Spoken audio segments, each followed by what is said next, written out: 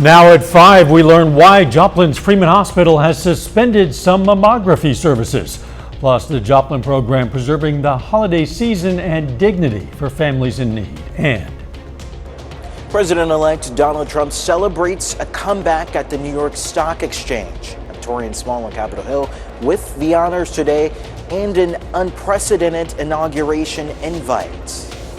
The 4 states' most watched news starts now. Freeman in Joplin reveals the hospital has made a major change to its mammography services after concerns about quality. This is KOAM News at 5. I'm Dow Quick. Mammography services at the Freeman Women's Pavilion in Joplin have been temporarily stopped since November 7th. After a KOAM inquiry, Freeman sent a statement that says why. Freeman says the move follows concerns raised by the American College of Radiology about the quality of Freeman's mammography services. The organization says the images have failed to meet the ACR's clinical image quality standards as required by the Food and Drug Administration.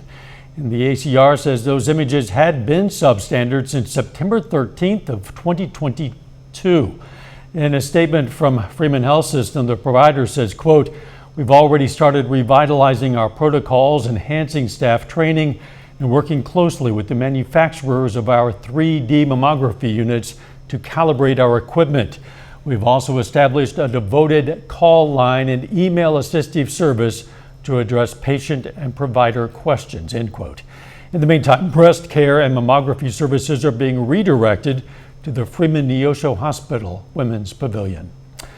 It's beginning to look a lot like Christmas at Joplin's Watered Gardens Ministries. The organization provided its annual Christmas market today. The program provides a variety of toys, games, clothing, and stocking stuffers, all donated by the community. Rather than a price, items are given a time stamp, the amount of time for parents to partner in the Worth Shop to earn the gifts they choose. The idea is to provide hope and dignity for parents and families. Are working, but they struggle. Maybe there's more month at the end of the money. And rather than just have someone come and give them gifts for their kids, they can come here and shop for the gifts, partner to earn them. We help wrap them, and then they can head up. And just is a great way to make sure that they get to take care of Christmas for their family. Watered Gardens has provided this program for years. This is the first time it's been at Joplin First Church. Winter break, the roughly 2-week period when school is out, is something a lot of kids typically celebrate. It can also be stressful for working parents trying to find childcare options for that time. Well, parents we spoke with say they're relying on grandparents, friends, or even taking off work in the meantime, but that's not an option for everyone. There are several local programs that are helping to fill the childcare gap, such as Camp Now and Then through the Pittsburgh Parks and Recreation Department. Their whole goal is to keep them active, so they're not just couch potatoes, but we continue to learn socially with other kids because it's ages 5 through 12, so they're getting lots of different grades in there and from different schools too. She recommends parents look into childcare programs now before it's too late and the spots fill up. You can find a list of some local programming options for the winter break on our website. Of course, that's KOAMnewsnow.com. Let's check in with Chief Meteorologist Doug Heddy now for a first look at the weather. Well, definitely turned out to be a much warmer day for us today, almost 20 degrees warmer than what we have seen over the past couple days. Most of us upper 50s to near 60. You can see where our front is right in our northern counties. You have a wind shift line, and the temperature is a big contrast, especially from here north toward Kansas City. And we've had pretty good southerly winds all day long. South winds kind of kicking in 10 to 15, but at times we've had gusts 30, upwards of 40 miles per hour, and it's going to stay fairly windy as we go through the evening hours for us tonight. And then again, right on into Friday. Through the evening hours, we slide back through the 50s, 40s. Clouds are going to be increasing. There's not much out there right now, but here's our next storm system building across the western third of the country. This is going to give us rain moving in for Friday and Saturday. I'm going to have all those details here in just a bit. We'll catch you in a few. President-elect Donald Trump is Time Magazine's Person of the Year. He spoke about the honor and his plans for a second term today during remarks on Wall Street. Tareen Small reports from Capitol Hill, where some of Trump's cabinet picks continue to make the rounds to build support for their nominations.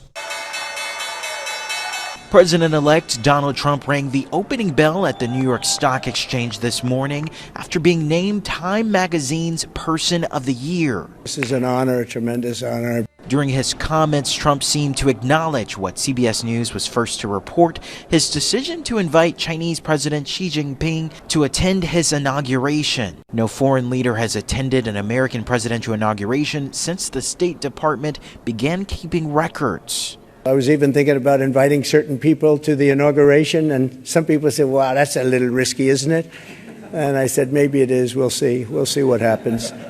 But we like to take little chances. Ahead of Trump's inauguration, the head of the FAA, Michael Whitaker, said Thursday he will step down 1 year into his 5-year term. It comes a day after FBI Director Christopher Wray announced he will leave before his term runs out. This is the best way to avoid dragging the Bureau deeper into the fray. Trump's new pick to run the FBI, loyalist Kash Patel, has vowed to go after Trump's perceived enemies. He met with senators on Capitol Hill Wednesday. We look forward to a very smooth transition at the FBI, and I'll be ready to go on day one. And former TV News anchor Carrie Lake is Trump's choice to be the next director of the Voice of America, the federally funded international broadcaster. Torian Small, CBS News, Capitol Hill. Lake, a staunch Trump supporter and 2020 election denier, was unsuccessful in her recent campaigns for Arizona governor and U.S. senator. Still ahead, reaching out at the salon. Hair care for all. I'm Danya Backus with a look at a new law making cosmetology school education more inclusive. But first, the struggle to deal with substance abuse during the holiday season. That's just ahead in Health Watch. Topping today's Health Watch, overdose drug deaths across Missouri have dropped by 23% in 1 year. According to the Missouri Department of Health and Senior Services, fewer people lost lives to drug overdoses in the first half of 2024 compared to the same period last year. In the southwestern region alone, the number of deaths fell from 130 to 100. Medical professionals attribute the decrease to improved education efforts and the wider availability of Narcan, a life-saving overdose reversal drug. So for me particularly, I love to see that we're doing better, but I really love to see that we have other providers, clinicians, general public that are starting to talk about substance abuse and, treatment, that is a thing, that it is a medical illness and that there is treatment, there are options, and that people of all walks of life, deal with this. So in Missouri, St. Louis had the steepest decrease in deaths, 32% down. The holiday season brings a lot of celebration and joy, but it can also be triggering for people in recovery from alcohol and drug addiction. Experts say there are steps you can take to ease the pressure, not just for those in recovery, but for family and friends who want to be supportive. Liz Crawford has more. Jared Dotz has come to appreciate his regular walks, a time to meditate and reflect on how far he's come. Me personally, I feel like I had multiple rock bottom situations. Dotz said he spent a decade in and out of rehab for his drug and alcohol addictions. He said the birth of his son 3 years ago was his ultimate wake-up call. Now he says he's 2.5 years sober. I just believed in myself for once and gave it a shot, and here I am. Dotz says his recovery is a never-ending journey, and the holiday season can feel like an uphill battle. Everything from social gatherings to stress can be overwhelming.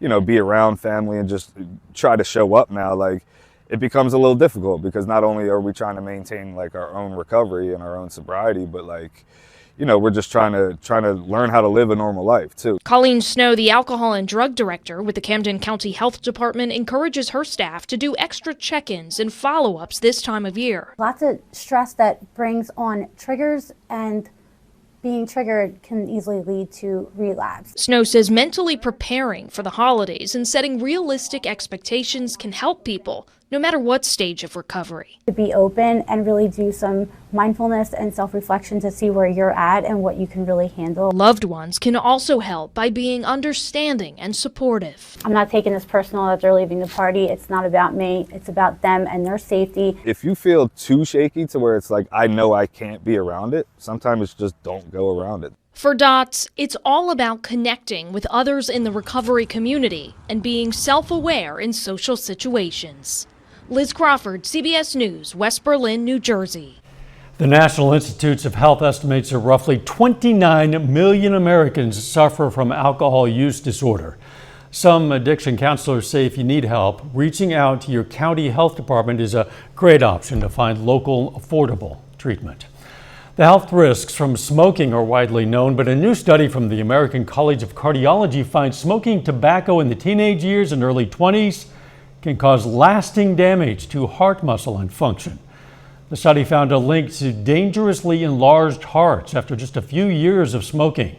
The researchers say it's a reminder about the importance of smoking and vaping prevention programs. And the World Health Organization says global malaria cases rose in 2023 with 11 million more cases than the previous year.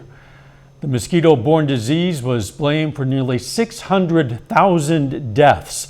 Officials say the problem remains widespread in Africa, especially for children. Doug's forecast is next, and a little bit later, the legal battle over a potential TikTok ban. Well, definitely turned out to be a much warmer day for us today. Temperatures all the way up into the upper 50s to near 60 degrees. And that's where we're kind of sitting right now. So very mild, especially in respect to what we have seen over the past couple days. But great temperatures across the region. It looks like we're going to see really nice temperatures again over the next few days. Now, through the evening, clouds will increase.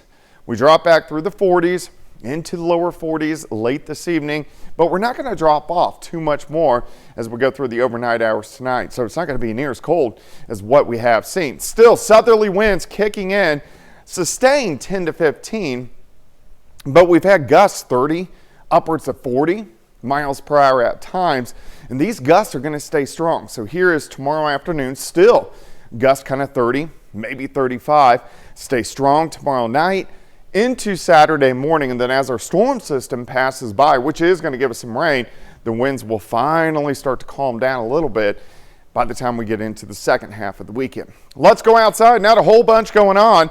We do have a few mid and upper level clouds starting to increase to our south and to our west, and this is going to continue as we go through the overnight hours for us tonight. Here's our next storm system spinning the western third of the country. That guy will give us some rain as we move into your Friday. All right, let's take a look at it. Clouds thicken tonight, but look at our temperatures. Most of us only bottom out into lower 40s. Cloudy skies all day long tomorrow, a few spotty showers, but most of you will stay dry. Just a little bit of drizzle, random shower, kind of dreary, high temperatures still mid 50s during the afternoon. But as we get into Friday evening, showers become a little bit more numerous. Let's go after midnight. Showers and thunderstorms start picking up. You will hear some rumbles of thunder, not expecting anything strong or severe. And then periods of showers and thunderstorms. Here's Saturday morning, 5 a.m. Scattered showers and thunderstorms continue through mid-morning. And then this system will exit. We get some sunshine and a pretty good Saturday afternoon. But then our next storm system will start to line up and head toward us for late Sunday. System number one, how much rain can we get? I think a lot of us, northeast Oklahoma, you'll get the least, but a lot of us will pick up quarter, half an inch, maybe isolated, upwards to 3/4 of an inch, which would be nice to see. All right, 44 in the morning, 52 by noon, high temp 56. Again, random shower or two, but most of the rain is tomorrow night and especially after midnight. Let's go into Sunday. Sunday looks great. Temps into the lower 60s. But here comes our next storm system. Rain builds back in. Here's Sunday night, showers all the way into Monday morning, and then eventually rain will start to press out of here by the time we get into Monday afternoon. Then behind it, we have another storm system moving in late Tuesday into Wednesday. So our pattern starts to pick up just a bit over the next week. 56 tomorrow, 61 Saturday, 64 Sunday. We do cool down the second half of next week, but you can see those rain chances sometime during the day, each and every day over the next 5 days. Dow? Doug, thanks. Coming up, an effort to diversify cosmetology school training so salons can serve more people. That's ahead in Consumer Watch. Topping today's Consumer Watch, the Justice Department challenges a potential delay on banning TikTok in the U.S. The DOJ is calling on an appeals court to reject an emergency filing from TikTok and its parent company, ByteDance, to temporarily block a law that could lead to a ban of the platform in the country. The Justice Department says the law should not be delayed because the social media app continues to be a threat against national security under Chinese control. A record number of Americans could be closing out the year with plans to travel. AAA projects more than 119.3 million people will travel at least 50 miles between December 21st and January 1st. Transportation data company INRIX says the least amount of congestion on the roads will likely be on Christmas and New Year's Day, while the holiday weekends will likely be the worst. An update on inflation: the consumer price index rose 2.7% in the year ending in November. CPI was up 0.3% from October. The Fed is working to get inflation down to 2%. Hair salons across the country are seeing a growing demand for services involving textured hair, which is defined as hair that's coiled, curly, or wavy. But many hairstylists lack the education needed to accept texture customers. Danya Bacchus takes a look at how some states are working to diversify cosmetology school training. Cheryl Hambrick owns the Curl Suite in Beverly Hills and says in cosmetology school she wasn't trained to work with textured hair. The standard was straight hair. All of the videos, all of the books, all of the mannequins were straight hair. Now that is changing. A new California law requires textured hair education be a part of the state's cosmetology licensing requirements. 54% of adults in the U.S. have textured hair, which is defined as hair that is coiled, curly, or wavy. If it's not taught, then what does that teach the industry in terms of its importance? Maud Okra Hunter is the founder of the Black Beauty Roster, a platform that connects the TV, film, fashion, and beauty industry with skilled professionals who work with all hair textures and skin complexions. A lot of people don't know that it is not required to know how to work with textured hair in order to get your cosmetology license. Someone could go 10, 15 years without ever having to work with textured hair. Textured hair education will be taught and tested as part of the 1,000 hours needed to receive a cosmetology license in California. And I hope that it changes the perception of standards of beauty and the importance of every texture of hair, straight, kinky, curly, or some kind of combination in between. State Senator Dr. Akilah Weber was a sponsor of the legislation. California is the 5th state to enact such a measure. Cheryl, who paid for curly hair training outside of cosmetology school, welcomes the change. I'm just happy that the new class coming in will actually get that proper education. Education change that aims to make all California beauty professionals equipped to serve everyone. Danya Bacchus, CBS News, Los Angeles. The group that championed that legislation says they're going to continue to push for similar requirements across the U.S. until all 50 states are covered. A final check of the forecast up next.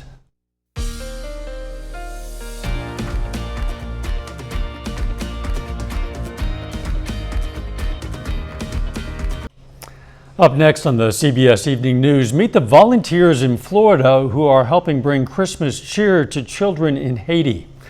Then on KOAM News at 6, we're going to visit a southeast Kansas farm where a property owner is combining 2 different types of technology to boost productivity. Plus, reporter Samantha Walker checks out area childcare options over a holiday break, and we'll look at the annual Carthage Boys Basketball Invitational. Stay with the CBS Evening News and then KOAM News at 6. Now let's check back in with Doug for a final look at the weather. Not near as cold for us tonight. Temperatures only right around 40 degrees. Cloudy skies tomorrow, 56, so still temperatures pretty good. A random shower, but showers really pick up tomorrow night, especially after midnight through the first half of the day Saturday. Most of the weekend's going to be dry, but showers start to increase again late Sunday and then heading into Monday. Doug, thanks. So weekend in particular looking pretty good. The CBS Evening News is next, and of course we're going to be right back here for KOAM News at 6. We'll see you then. Let's make it a great evening.